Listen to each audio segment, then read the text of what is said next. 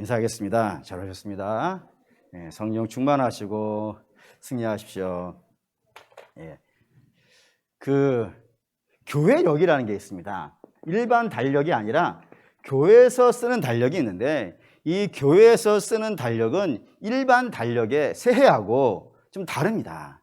일반 달력의 새해는 뭐 신정이든지 또는 뭐 음력 1월 1일이든지 이렇게 1월 1일을 기준으로 삼지만, 이 교회력은 뭐를 기준으로 삼을 것 같으세요?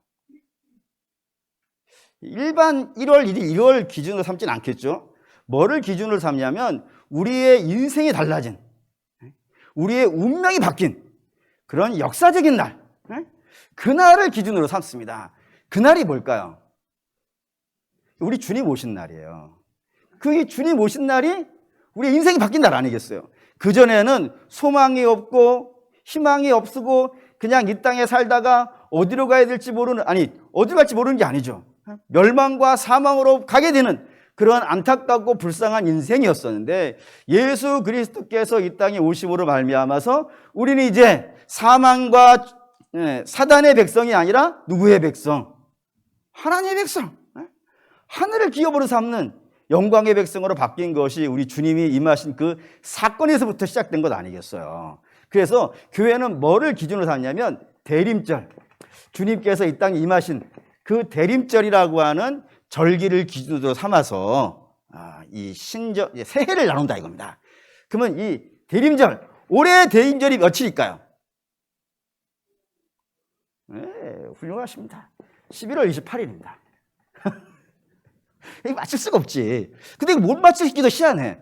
못 맞추는 것도 더 이상해. 왜냐면은 이 11월 27일이 뭔 날이냐면 11월 21일 다음 주일이에요. 진짜요? 그럼 11월 21일이 무슨 날이냐? 이게 추수감사절이에요. 11월 셋째 주. 정해져 있어요. 11월 셋째 주. 11월 셋째 주는 추수감사절. 다시 말하면 추수감사절이 1년의 끝이에요. 교회력으로 말하면. 그리고 추수감사절이 끝나고 그 다음 주일이 대림절 첫 주예요. 그 대림절 5번째 주일이 성탄절이에요. 이런 식으로 계산이 된단 말이에요. 그러니 뭐 요게 이제 이번 주일이 교회력으로 말하면 2021년과 2022년이 나누어지는 그런 날이다. 이 역사적인 날이다 이거예요.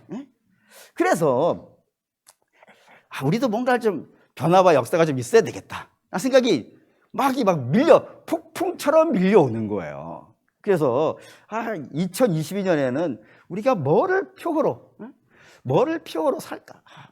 아직 확실히 문장과 내용을 정하진 않았지만 주제는 정했어요. 제가 오늘 밤에 오신 성도들에게 제일 먼저 공지를 하는 겁니다. 그러니까 오늘 잘 오신 거지. 뭐냐면은 회복과 부흥입니다. 우리에게 너무 이게 필요할 것 같아요. 2022년에는 우리에게 정말 회복이 좀 있으면 좋겠고 또 부흥이 있으면 좋겠다. 이런 주제를 가졌어요. 이걸 표어로 만들고 설교로 만든 것은 이제 송부 영신 예배 때 하겠지만 어쨌든 큰 주제는 이거예요. 그래서 마음에 생각하기를 설교를 싹 다 이걸로 바꿨으면 좋겠다. 그렇게 생각하고 있던 차에 가만히 보니까 이때쯤을 기점으로 제가 지금까지 해오던 설교가 다 끝나더라고요. 예를 들면 수예배는 이미 끝났죠. 수예배는 이미 끝나가지고 이번 주부터 에스라 시작했지 않습니까? 에스라, 느헤미야, 에스더 세 권 갈 건데 이 세 권의 주제가 회복과 부흥이에요. 할렐루야. 근데 감사한 거는 주일 마태복음이 2주 남았어요. 2주. 28장이 2주 남은 거예요. 근데 이번 추수감사절에는 이거 같이 못하고 감사에 대한 설교를 할 거니까 합치면 3주 남았어요. 그래서 12월 12일, 이 역사적인 날인데 12월 12일 날 제 설교가 마태복음을 끝내고 다른 지역으로 갈 겁니다. 그게 뭐냐면은 제가 오랫동안 이렇게 숨겨놓은 설교가 있어요. 언제 하려고 준비해놨냐면은, 언제부터 하려고 마음 먹고 기도하고 있었냐면은, 일반적으로 목사님들이 이 목회의 전성기를 55세에서부터 65세라 그래요. 요때 이 10년이 목회자의 최고의 전성기다.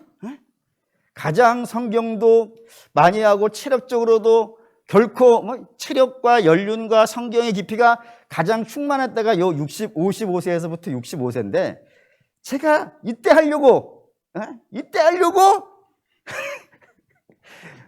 기도하면서 읽던 책이 있어요. 그게 뭐냐면 로마서예요.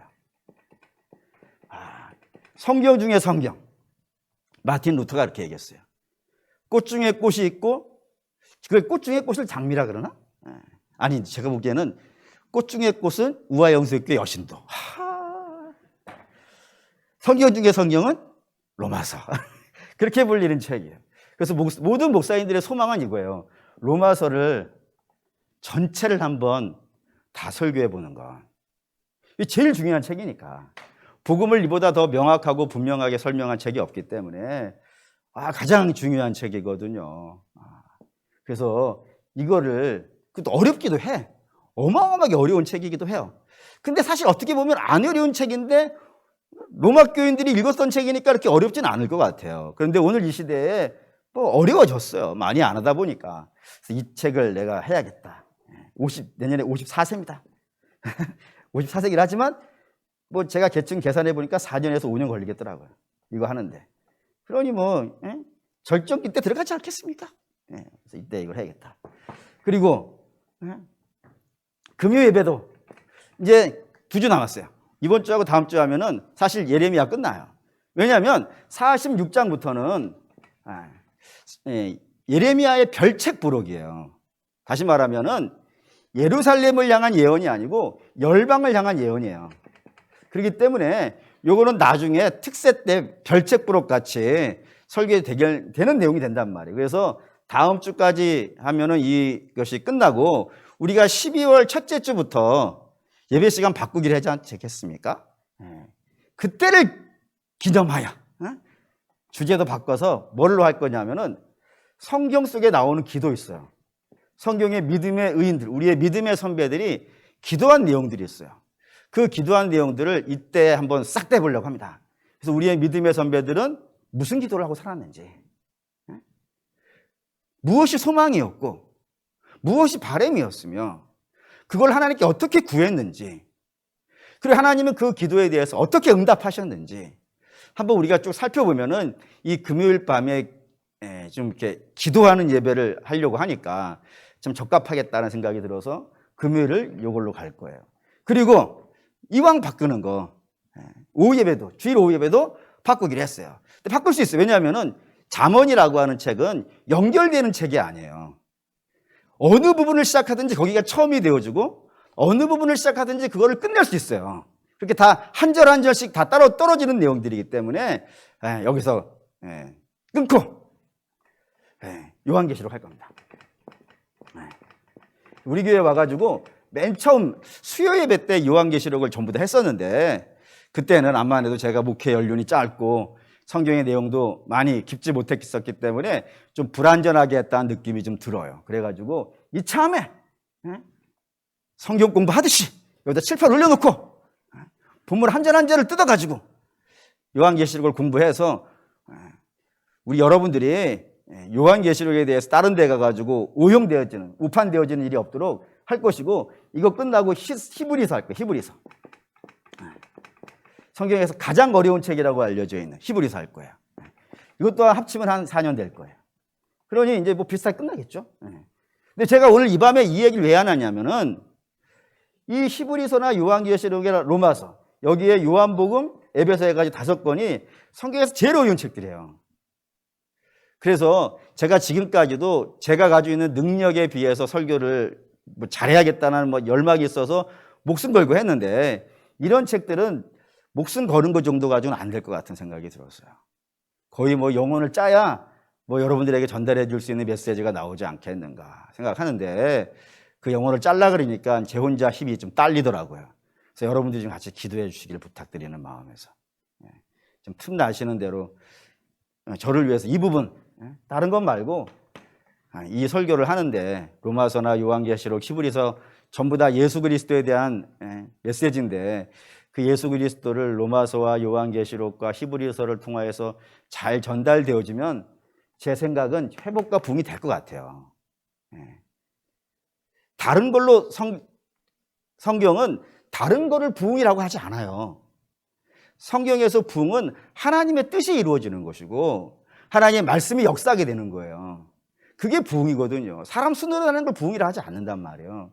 그때도 이런 회복과 부흥의 역사가 일어나게 되어진다면 당연히 그 부산물로 교회도 성장하게 되어지고 뭐 그렇게 될 거라 생각이 되기 때문에 이건 저를 위한 기도이기도 하고 교회를 위한 기도이기도 하고 여러분 한 분 한 분을 위한 기도이기도 될 거다라는 생각이 들어서 저를 위해서 좀 기도해 달라. 특별히 금요일 밤에 모이시는 분들은 기도하시는 분들이고 기도하려고 모이는 분들이니까 제가 이런 부탁을 해도 뭐 이렇게 좀 좋겠다라는 생각이 들어서 제 4년치 설교 계획을 여러분에게 발표를 한 겁니다. 아무나 얘기해 준 게 아니에요. 여러분들이 잘 기억해 주시고 좀 해주시기 바랍니다. 어쨌든 이제 마지막 2주 남아있는 이거 워낙 얼마나 중요한 게 안 닦이려고 그러잖아요. 열심히 닦고 있어요. 지금 놀고 있는 게 아니란 말이에요. 진짜 열심히 닦고 있는데 안 닦이는 거야. 뭔가 역사가 있을 것 같아 이게 지금. 어쨌든 이야기를 진행을 해보겠습니다. 오늘 여러분들이 기억해 주셔야 되는 이름은 요하난이라는 사람입니다. 요하난. 가레아의 아들 요하난이라는 사람의 이름을 기억하시면서 오늘 예레미야 이야기를 좀 진행하겠습니다. 예루살렘이 멸망했어요. 바벨론에 의해서 멸망했어요. 그리고 바벨론의 왕 느부갓네살이 그 예루살렘과 유다 땅을 이 그다리아라고 하는 사람, 아히감의 아들 그다리아라는 사람을 총독으로 세워가지고 이 땅을 다스리라라고 맡기고 떠났어요. 그리고 그다리아는 그 바벨론 황제의 명을 받아가지고 그 땅을 이제 잘 다스려서 이 무너지고 황폐한 땅을 다시 한번 좀 이렇게 봐야겠다 라는 소망을 가지고 예루살렘 재건 운동을 시작을 했습니다. 그때에 이 예루살렘 재건 운동에 대해서 치를 떨면서 싫어한 사람이 하나가 있었어요. 그 사람이 암몬의 왕이고 바알리스라고 하는 암몬의 왕이 있습니다. 이 사람이 이걸 굉장히 싫어한 거예요. 왜냐하면 2가지 이유라고 알려져 있거든요. 첫째는 뭐냐면 이 암몬 왕 바알리스는 바벨론을 너무 싫어해요. 근데 바벨론 너무 싫은데 자기 옆에 이 유대 땅이 바벨론이 와서 통치하고 있으니까 기분이 좋겠어요? 안 좋겠어요? 안 좋았어요.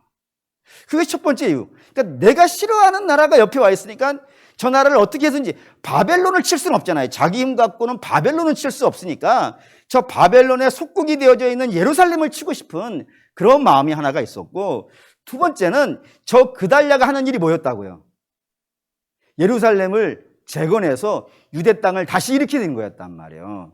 근데 그 유대 땅이 다시 일어나면은 이 암몬이라고 하는 곳이 거의 뭐 한번 믿음을 갖고 지워봅시다, 진짜. 암몬이라는 땅이 어디 있냐면은 이게 이제 이스라엘 지도잖아요. 이렇게 갈릴리 호수 사해 바다 이렇게 요단강이 있는데 여기에요, 여기가 암몬이에요. 그러니 이쪽 땅이 이렇게 부흥해가지고 잘 되어지면 이 땅이 어떻게 되겠어요? 밀려난단 말이에요. 그러니 예루살렘이 저렇게 무너져 있는 상태가 좋지, 우리에게는. 저것이 다시 일어나는 것은 우리에게는 전혀 도움이 안 돼. 그러니 저 땅이 다시 부흥을 일으켜내지 못하도록 막아야 되겠다라는 생각을 이 바알리스라는 사람이 가졌어요. 그래서 이 2가지 이유 때문에 바벨론도 치고 그리고 예루살렘도 다시 일어나지 못하게 하려면 뭘 해야 되냐면 이 그다리아를 죽이면 된다 이거예요. 그다리아를 죽여버리면은 이 계획이 예루살렘도 바벨론도 내가 칠 수 있는 것이고 그리고 예루살렘 재건도 막을 수 있는 거예요. 근데 내가 여기서 군대를 끌고 이쪽으로 들어가 버리면 여기 지금 바벨론 명목상은 유대 땅이지만 실질적으로는 바벨론이 통치하고 있는 곳이란 말이에요. 이 땅으로 군대를 끌고 들어가면은 이 바벨론 왕 황제가 가만히 있겠습니까? 그래서 자기는 못 들어가겠는 거예요. 그래서 어떻게 하면 여기 가서 이걸 죽일까? 고민하다가 이 그달랴 바벨론이라는 나라에 대해서 아주 억가심정이 많은 사람이 있었어요. 이게 이스마엘이라는 사람이 있습니다. 이 사람이 시드기야 왕 밑에서 귀족 노릇을 하던 사람인데 바벨론의 왕이 이 시드기야 왕의 귀족들을 다 죽여버렸거든요. 그러니 자기 족속이 죽었으니까 뭐 어마어마하게 분노가 있지 않겠습니까? 이 사람을 여기다가 집어넣으면 좋겠다라고 생각을 한 거예요. 지금 그달랴가 나라를 세우고 다시 나라가 이렇게 막 일어나려고 하고 있으니까 도망갔던, 피난 갔던 사람들이 한 명씩 한 명씩 모여들고 있었다고, 이렇게. 그러니 그 밀려 들어가는 무리 속에다가 얘를 집어넣으면은 들어갈 것이고, 들어간 다음에 얘가 얘를 죽이면은 우리의 계획이 이루어지지 않겠느냐는 생각을 바알리스라는 사람이 한 거예요. 근데 이 바알리스가 이런 계획을 세우고 있다는 것을 요하난이 알았어요. 그래가지고 그달랴에게 가가지고 이러한 첩보가 있으니까 총독께서 조심하셔야겠습니다. 들어온다고 다 받아주면 안 됩니다, 지금. 그 사이에 누가 끼어 있을 줄 알고요. 라고 첩보를 넣은 거예요.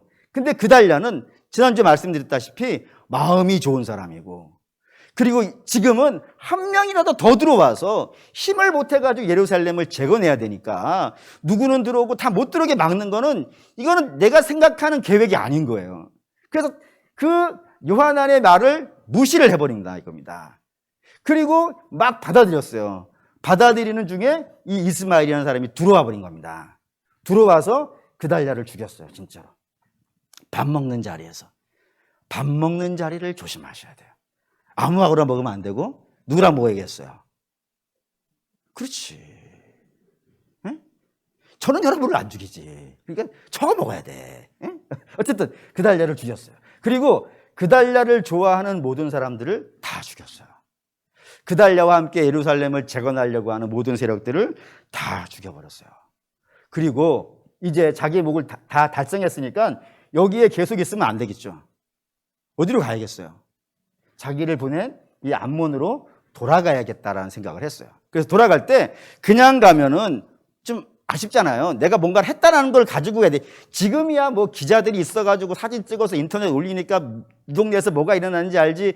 옛날에는 그런 게 없으니까 내가 뭐 했습니다라고 했을 때 증거할 게 없잖아요. 그래서 이 사람이, 이 이스마엘이 뭘로 증거를 삼으면 좋을까 생각하다가 좋은 증거를 하나 찾았습니다. 그게 어디 있냐면은 41장 10절입니다.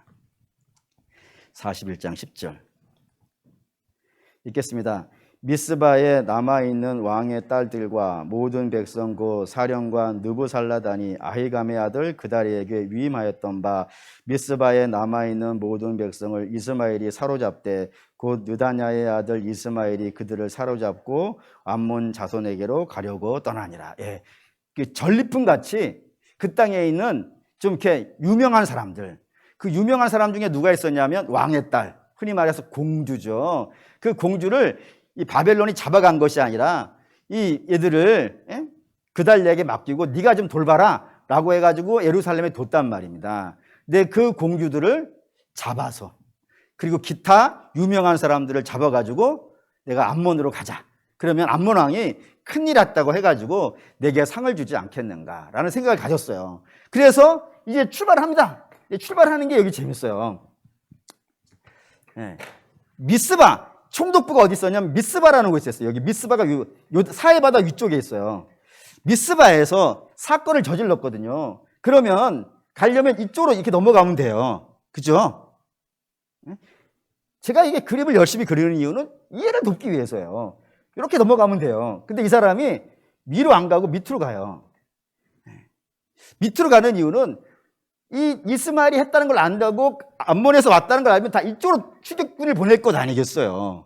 근데 밑으로 가면은 자기가 추격을 안 받을 거라고 생각해가지고 밑으로 내려가요. 근데 이 밑으로 내려간다는 걸 누가 알았냐면 요하난이라는 사람이 알았어요. 알아가지고 추격을 했어요. 추격을 해가지고 막 여기서 내려가는데, 여기 기브온이라고 하는 동네가 여기 있어요. 기브온. 기브온 큰 물가에서 이 이스마엘을 요하난이 따라잡아요. 그때 이스마엘과 함께 있었던 사람이 8명, 그러니까 여기까지 합쳐서 9명이 이 일을 진행한 것이고, 요하난은 군대를 데리고 갔으니까 여기서 만난 거예요. 만나니까 어떻게 됐겠어요? 싸울 수는 없잖아요. 왜냐하면 이쪽은 요하난은 군대가 왔고 얘는 9명이란 말이에요. 그러니까 싸울 수 없겠죠. 싸울 수 없으니까 자기들이 데려가던 포로를 여기다가 버려요. 버리고 자기들만 옆으로 싹 도망간단 말이에요. 그러자 이제 잡았죠. 이제 잡아가지고 도망가는 사람들 어떻게 못 쳤으니까 할 수 없는 것이고, 이 포로들은 다 잡았으니까 이제 어디로 가야겠어요? 원래 집이 여기라니까요. 미스바? 그럼 집 어디로 가야겠어요? 위로 올라가야죠. 위로. 근데 요하나니 위로 안 가요. 어디로 가냐면 요 요단 이게 사해바다 요 옆에 가 베들레헴이라고 있는데 요 베들레헴 옆에 게롯 기맘이라고 하는 동네가 있어요. 근데 이건 동네라고 하기가 그래. 왜냐하면 우리식으로 말하면 힐튼 호텔이에요, 이름이. 힐튼 호텔에서 힐튼이 뭐죠? 안 가봐서 우리가 잘 모를 수 있겠지만 힐튼은 사람 이름이잖아요. 그리고 호텔은 숙소. 이름과 숙소가 붙어 있는 거예요. 그거 마찬가지로 기맘도 이름이에요, 이름. 그리고 게롯은 숙소예요. 그러니까 영어로 쓰면 기맘 호텔 되겠지. 그러니까 여행자들이 지나다니면서 여기에 숙소가 있단 말이에요. 여기에 숙소가 있었는데 이쪽으로 내려간 거예요, 지금. 그거 왜 내려갔냐면 여기에 지금 예레미야가 있었단 말이에요. 예레미야가 그달랴가 죽을 때 여기에 있지 않고 여기에 내려와 있었다고요. 그래가지고 여기 있으니까 이 요하난이라는 사람이 요리 가서 선지자에게 한번 물어보자. 우리가 어디로 가야 될지 물어보자라고 여기에 왔단 말이에요. 와서 선지자에게 요청을 합니다. 뭐라고 요청하냐면은 우리 어디로 가야 됩니까? 우리가 어디로 가야 이 땅에서 살 수 있습니까? 라고 물어봐요. 볼까요? 42장 2절 3절. 2절 3절 읽을게요. 선지자 예레미야에게 이르되 당신은 우리의 탄원을 듣고 이 남아있는 모든 자를 위하여 당신의 하나님 여호와께 기도해 주소서. 당신이 보는 바와 같이 우리는 많은 사람 중에 남은 적은 무리이다. 당신의 하나님 여호와께서 우리가 마땅히 갈 길과 할 일을 보이시기를 원하나이다. 그러니까 우리가 지금 어디로 가야 됩니까? 하고 선지자에게 물어봐야겠다. 그럼 선지자가 가서 하나님께 기도하겠죠. 선지자가 기도해서 하나님 응답을 들을 것이고 그 응답을 알려주면 그대로 해야겠다. 뭐 이런 계산이 되어져 있는 것 같아요. 그래서 요청을 하니까 예레미야가 그러면 잠시 기다리라.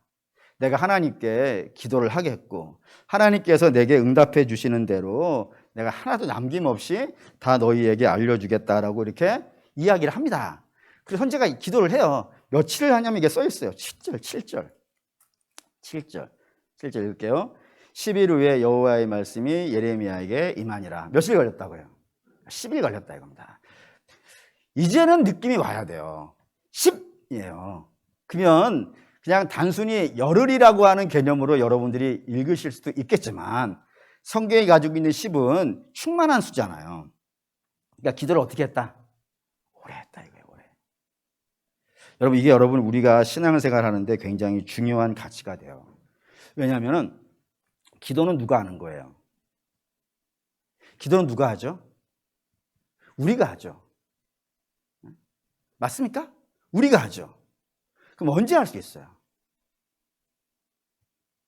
너무 쉬운 거를 물어보면은 대답을 안 해. 언제 할 수 있어요? 아무 때나 할 수 있지. 성도의 특권이에요. 아무 때나 하나님 앞에 존전해 나가서 아무 때나 기도할 수 있어요. 아침에도 할 수 있고 저녁에도 할 수 있고 혹시 주무시다가 뭐 잠이 이상하게 깨가지고 일어나서 기도하실 수도 있고 아무 때나 기도하실 수 있어요.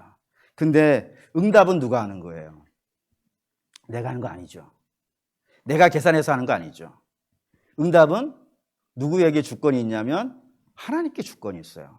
하나님이 당신의 계획과 뜻에 따라서 적절한 시간에 하시는 거예요. 아멘이 됩니까? 그러면 우리가 기도한다는 것 자체는 우리의 기도를 들으시는 전능하신 하나님이 계시기 때문에 하는 거죠. 그러니까 하나님이 없다, 하나님은 나는 안 믿는다, 이런 사람은 기도하겠어요, 안 하겠어요? 안 하지. 설사 한다 그래도 그건 하나님을 향한 것은 아니에요. 근데 우리가 지금 하는 기도는 우리 하나님이 살아계시고 그 살아계신 하나님은 전능하시고 그 하나님이 내 기도를 들어 응답해 주신다고 하는 믿음이 있기 때문에 하는 거 아니겠습니까? 그러면 기다려야지. 안 그래요? 하나님 응답하실 때까지. 아니 내가 안 믿으면 뭐 기다리든 말든 그건 모르는 일이에요. 근데 내가 믿는 분이 하나님이라면서요. 저도 전능하신 하나님, 나를 사랑하신 하나님, 그분께 내가 소망을 갖고 기도를 했으면 그분이 응답해 주실 걸 기다려야지. 그게 열흘이든 10년이든 평생이든 기다려야 되는 거예요. 그게 신앙이에요. 내가 그 응답의 날짜를 결정하는 게 아니에요. 하나님 내일까지 해주십시오. 그거는 이러시죠. 제가 우리 부교육자들한테 내일까지 기한서 올리십시오. 이렇게 말하는 거랑 마찬가지잖아요. 할렐루야. 우리 하나님께 기한서 달라고 하면 안 되는 거예요. 우리는 마음껏 기도할 수 있어요. 무엇이든지 마음껏 기도할 수 있어요. 하지만 주께서 응답을 해주실 때까지 우리는 그게 응답하실 날 때까지 계속 하나님 앞에 소망을 갖고 기다리면서 기도하셔야 돼요. 근데 하나님께서 그 응답하는 시간을 뜨문뜨문 이렇게 길게 두실 때는 이유가 있어요. 즉각적으로 주실 수도 있지만 좀 기다리게 하셔야 될 때는 하나님의 뜻이 있어요. 그거를 이제 여러분들이 믿음 안에 찾아가야 되는데 오늘 여기서 열흘이라고 하는 시간을 준 것은 이유가 있다 이겁니다. 왜냐하면 지금 이 요하난이라고 불리는 사람이 굉장히 당황을 했어요. 왜냐하면 총독이 죽었거든요. 그리고 총독이 죽었다는 것은 총독궁에서 죽었다는 것이고, 총독궁에는 총독만 있는 게 아니라 누구도 있겠어요. 군사도 있겠죠. 근데 그 군사들은 어느 나라 군사겠어요? 이스라엘은 무장이 해제됐으니까 군사가 없단 말이에요. 그런 총독궁을 지키는 군사는 누구 군사겠어요? 바벨론 군사예요. 그 바벨론 군사가 죽었으니까 그거는 아시잖아요. 애굽에서 모세가 그 노예살이를 하고 있는 이스라엘 백성들을 도와주겠다고 그 노예 관리자를 죽였어요. 그러자 그 왕자 모세가 엄청 쫄죠. 바로가 날 죽일 거라고 하면서 주랭당을 광야로 도망가 버리잖아요. 하물며 이방인이, 바벨론 사람들의 입장에서는 이방인이 이스라엘 아니겠어요. 그 이스라엘이, 이방인이 자기 나라 군사를 죽였다라고 하면은 어떻게 하겠어요, 바벨론이? 막 드립다 공격 들어오지 않겠어요.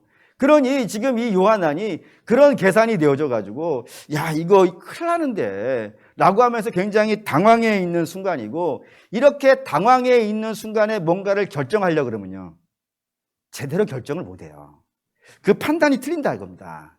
예를 들어서 지금 보세요. 이 요하난이 미스바로 가지 않고 딴 데로 도망간다 그러면은 바벨론의 왕이 이 그달랴를 누가 죽였다고 생각하겠어요? 이스마엘은 모른다니까요. 누군지도 몰라, 바벨론 황제 입장에서는. 하지만 요하난은 이 총독궁에서 총독에게 직언하는 간부잖아요. 그러니 그 사람이 군사를 갖고 도망가 버렸어요. 그럼 딱 모해사기 딱 맞죠, 지금 상황이.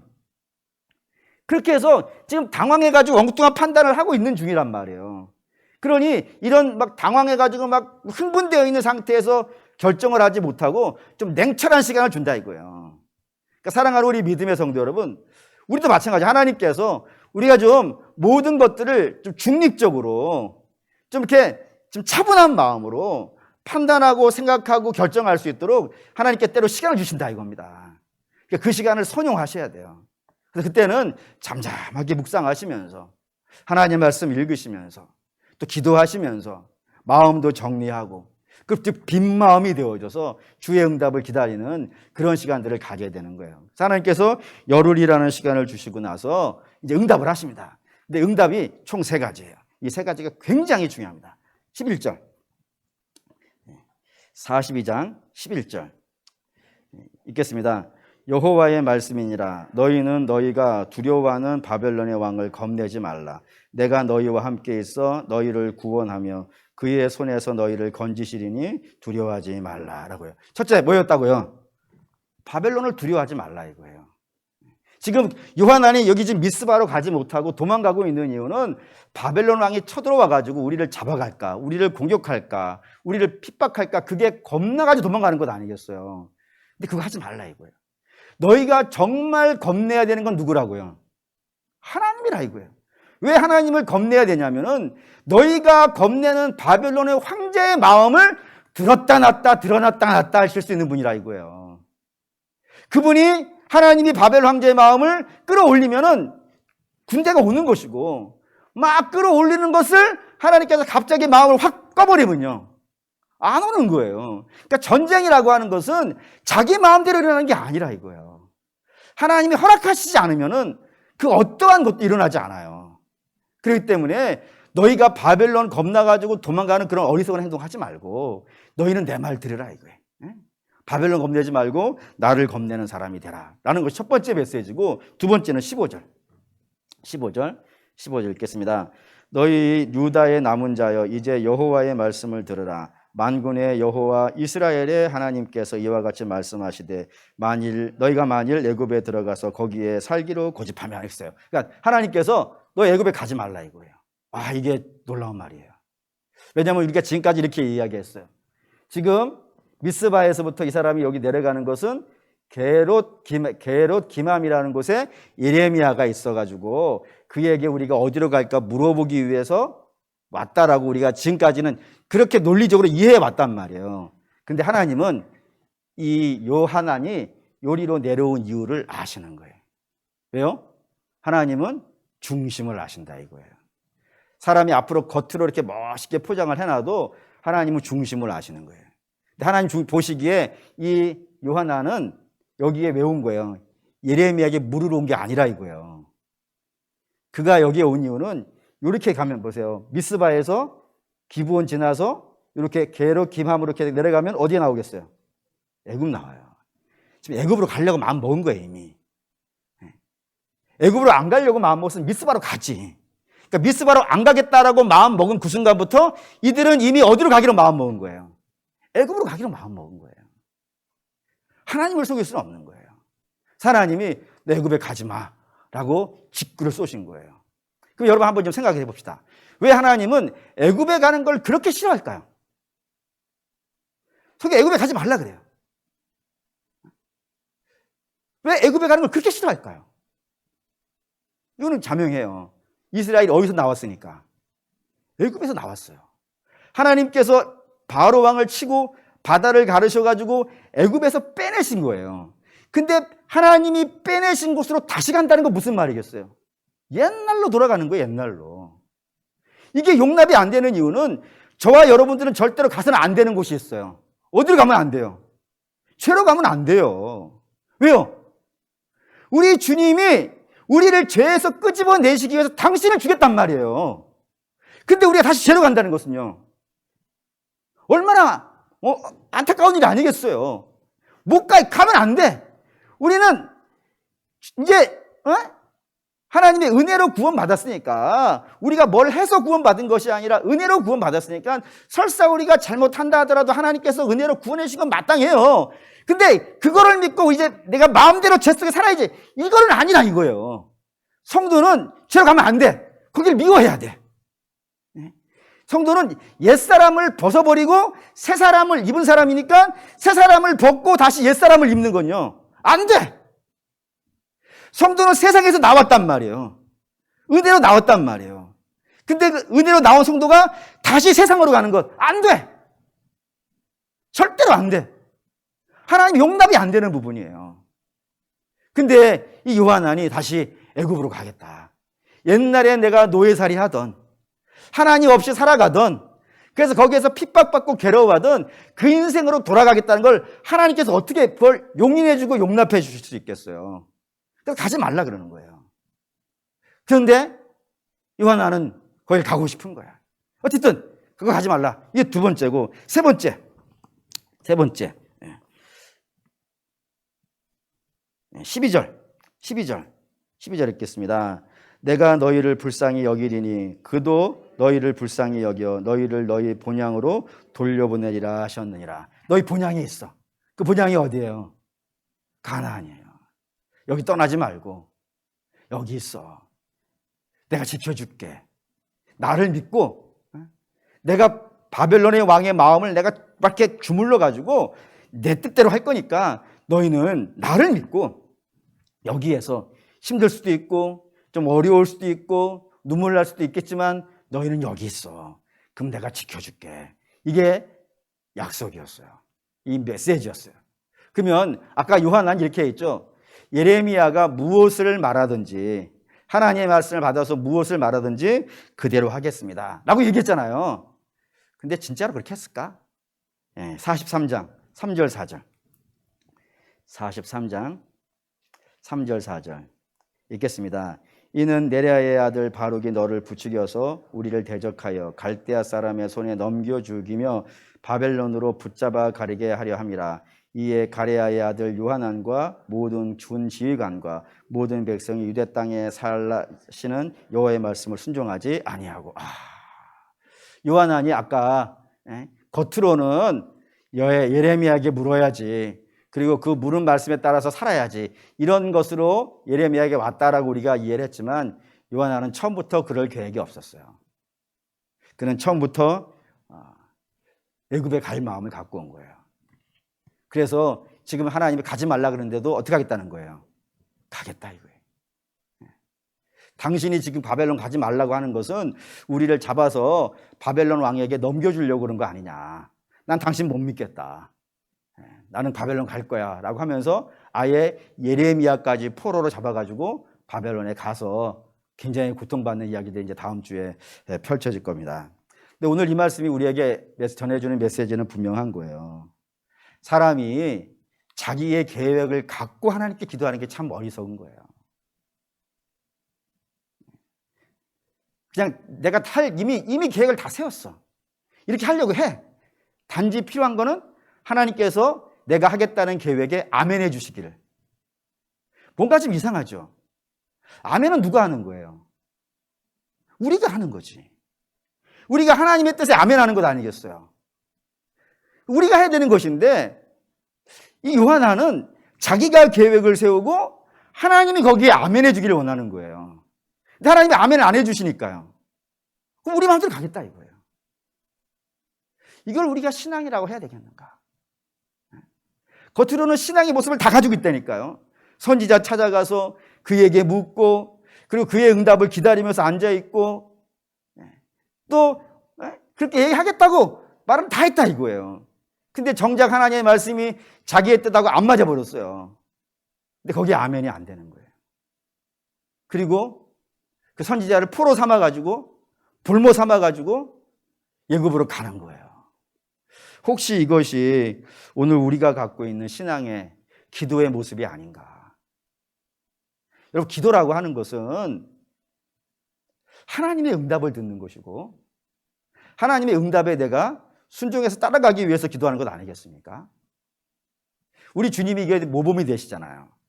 주께서 기도하실 때 이런 식의 기도를 하세요. 주기도에 아버지의 뜻이 이루어지기를 원합니다. 아버지의 뜻이, 하늘에서 이루어진 아버지의 뜻이 이 땅에서도 이루어지기를 원합니다. 주기도예요, 그게. 그리고 겟세마네에서 마지막 하신 기도에도 내 뜻대로 마옵시고 아버지 뜻대로 되기를 원합니다 하시잖아요. 그러니까 우리 신앙의 모범 되시는 예수 그리스도는 당신의 뜻이 없는 게 아니라니까요. 당신의 뜻이 있음에도 불구하고 그 뜻을 아버지 앞에 굴복시키고 전적으로 뭐 한다고요? 아버지의 뜻만 받아들이는 그 신앙의 모습을 우리에게 이 땅에서 보여주신 거예요. 그럼 우리의 신앙도 그래야 되는 거 아니겠습니까? 우리의 신앙도 우리의 생각이 있지. 왜 하나님 우리에게 이성이라는 걸 주셨고 지성이라는 걸 주셨고 생각하고 판단할 수 있는 능력을 주셨는데 왜 생각이 없겠어요? 그 생각을 갖고 하나님께 기도했다니까요.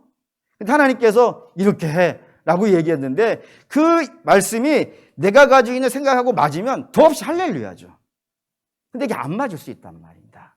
왜요? 우리 하나님은 전능하신 하나님이시고 전지하신 하나님이세요. 근데 우리는 전지하지도 않고 전능하지도 않기 때문에 틀려요. 전능하고 전능하신 하나님은 맞아요. 항상 옳아요. 항상 옳으신 분이 틀릴 수도 있는 사람에게 요구하시는 거예요. 그러면 틀릴 수 있는 사람은 항상 옳으신 분에게 어떻게 해야 되는 거예요? 굴복해야지. 그게 신앙이라니까요. 그러니까 나를 굴복시키는 게 신앙이에요, 신앙은. 근데 어쩌면 간혹 보면 우리가 자꾸 하나님을 굴복시키려고 그래요. 성경에도 그런 예가 있어요. 하나님은 왕을 누구로 세우기를 원하시냐면 다윗으로 세우기를 원해요. 근데 백성들이 그 전에 왕 세워달라고 난리를 친 거예요. 그래서 하나님을 굴복시켰어요. 그래서 받은 행위 사울이란 말이에요. 그 사울이 통치하고 있는 동안에 이스라엘이 온전하냔 말이에요. 아니라 이거예요. 당장은 왕이 세워졌으니까 뭔가 된 것 같지만 그건 된 게 아니에요.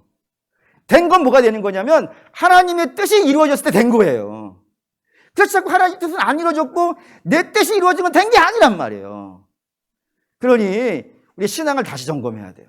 신앙은 형식을 요란하게 갖고 예레미야 찾아가서 말 듣겠습니다. 그게 신앙이 아니라 주의 말씀을 들었을 때 자기를 내려놓을 수 있는 것. 그게 신앙이에요. 이 신앙이 되시길 원합니다. 하나님께서 우리를 데려가시려는 곳이 어디예요? 푸른 풀밭과 실만한 물가요. 그걸 믿으시길 바라요. 지금은 사망의 그치만 골짜기예요. 이게 맞을지 모르겠어요. 헷갈릴 수도 있어요. 하지만 그럼에도 불구하고 우리가 믿는 분은 선한 목자 되시는 예수님이잖아요. 그분이 우리를 결코 모른다 하시지 않을 것이고 버리시지 않으신다고 하셨고 항상 함께 하신다고 하셨고 아버지의 집에 있게 하신다고 하셨단 말이에요. 그걸 믿으시라고요. 믿으시고 주께서 인도하시는 대로 한 걸음 가자 그러면 한 걸음 가시고 두 걸음 가자 그러면 두 걸음 가시고 힘들어도 뛰어가자 그러면 뛰어가시는 거예요. 그게 날마다 주의 동행하는 저와 여러분 되시기를 주의 이름으로 축원합니다. 아멘.